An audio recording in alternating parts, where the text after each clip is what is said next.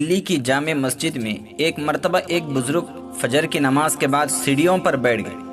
اور یہ کہنے لگے کہ تو میرا خدا نہیں، میں تیرا بندہ نہیں، پھر میں تیری کیوں مانوں؟ دیکھنے والے لوگ کہنے لگے یہ کافر ہو گئے،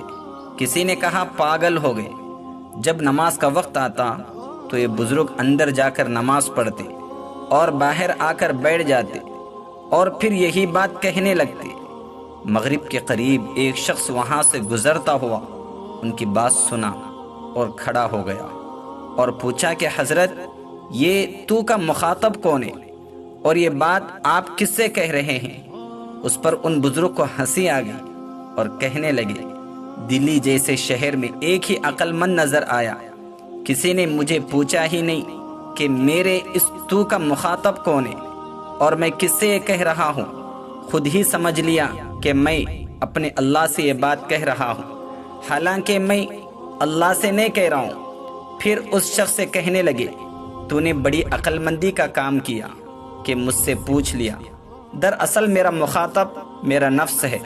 اور میں نفس سے مخاطب ہوں کہ اے نفس، تو میرا خدا نہیں ہے،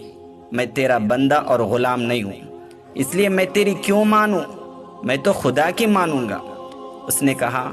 کہ یہ بات آپ کیوں فرما رہے تھے؟ اس پر ان بزرگ نے کہا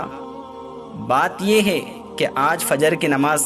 پڑھنے کے بعد مسجد سے نکل رہا تھا تو نفس نے شدت سے تقاضا کیا کہ آج ناشتے میں حلوہ پراٹھے کھلاؤ، تو میں نے اس سے کہنا شروع کر دیا کہ تو میرا خدا نہیں ہے اور میں تیرا بندہ نہیں ہوں، اس لیے میں تیری کیوں مانوں، میں تو میری اللہ کی مانوں گا۔ اور جب بھی وہ مجھ سے مطالبہ کرتا ہے میں یہی جواب دیتا ہوں۔ یہ واقعہ بڑا عبرت انگیز ہے اور اصلاح نفس کی فکر کرنے والوں کو ایک عمدہ سبق فراہم کرتا ہے۔